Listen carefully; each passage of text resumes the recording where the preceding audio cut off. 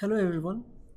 So now that we have completed chapter 1, so today we'll be solving few of the important questions which has already come in board exam. So let us start quickly. Yeah. So what is superclass and subclass? Explain with an example. Superclass and subclass. Okay, these are new terms for you, but you already know the answer. Have you heard about base class and derived class? Can you remember in which chapter? Yeah, obviously chapter 1 in inheritance. In inheritance, we studied about in a question which is solved, that is what is base class and what is derived class. So here base class is nothing but it is also known as superclass, and derived class can also be known as subclass. So I will again explain what is base class, derived class, or also known as superclass or subclass. So this is you, and this is, for example, your father. So what is inheritance? An object acquiring properties of another object is known as inheritance. So this is object A, which is you yourself, and this is object B, your father. Everyone is one object. You already have some properties. You as an object already has some properties like leg, hands, which are unique. Right? You already have your unique properties. You are not equal to your father, right? You have your own unique properties. So similarly, when there are two objects, both these objects are unique in nature, but you want to acquire some properties from another object. Like you want to acquire some properties from your father, like you want the eyes like your father. For example, your father has blue eyes and you want blue eyes also. Okay, so this is called inheritance. You are acquiring the blue eye properties from your father. So here your father is the base class or the base object. Here if you are talking about this as a class or an object, both are fine. So this is called the base class, and you are the derived class. Why derived? Because you're acquiring some properties, you're deriving some properties. So base class is also known as superclass. It's just a synonym. Okay, so he is the superclass and you are the subclass. So class acquiring properties of another class, or we can also say an object acquiring properties on another object, is known as inheritance. Here we are talking about only the class. So if we assume that your father is class B and you are class A, then class A is acquiring properties from class B. So the class B will become the superclass and the class A will become the subclass. Okay, this is a very important question. It has come in board exam for 2 marks. 1 mark for writing the difference. You have to explain like this. There are two classes, A and B, and if B acquire some properties from A, then A is called the superclass and B is called the subclass. Okay, and for example like this, you have to explain with the example and you will total get 2 marks. The next question is, why is object called an instance of a class? So first you have to understand what is the meaning of instance. Okay. For example, I will ask you, today in the morning between 7 to 8, what were you doing? Between this time only, between 7 and 8 am. So you may say I was sleeping, or someone may say I was studying, or having breakfast. So this is called instance. A total day has 24 hours. I am not asking that what you did in the whole day. No.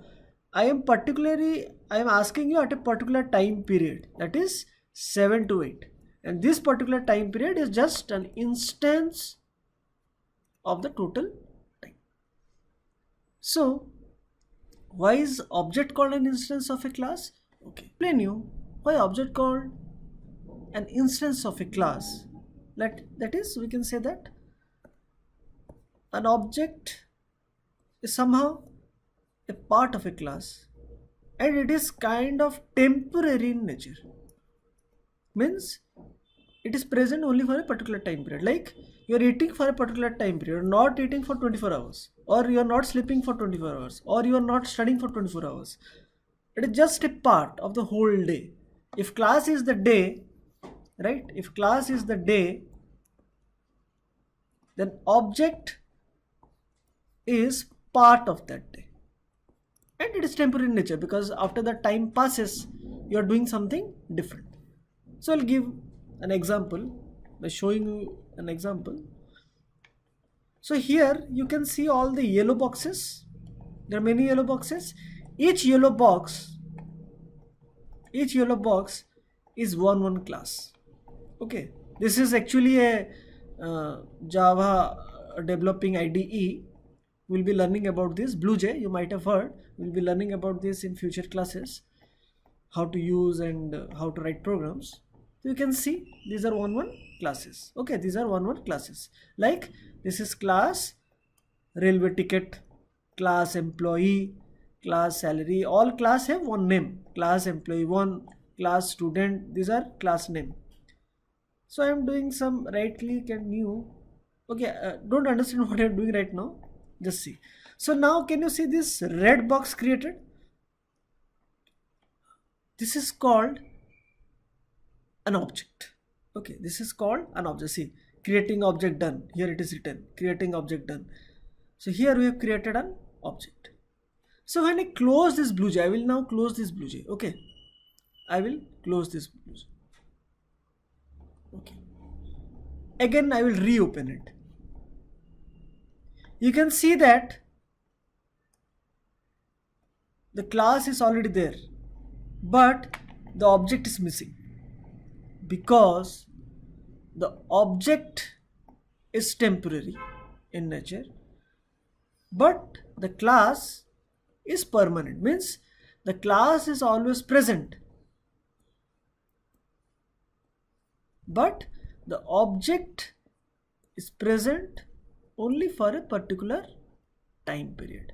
Like the whole day is present, but the eating, sleeping and these activities are present only for a particular time period. So therefore it is called an instance. Means it is present only for a particular time period and not for the whole life. It is present for a particular time. Class is present every time, but an object which is created from that class, we'll be learning in more details in future chapters.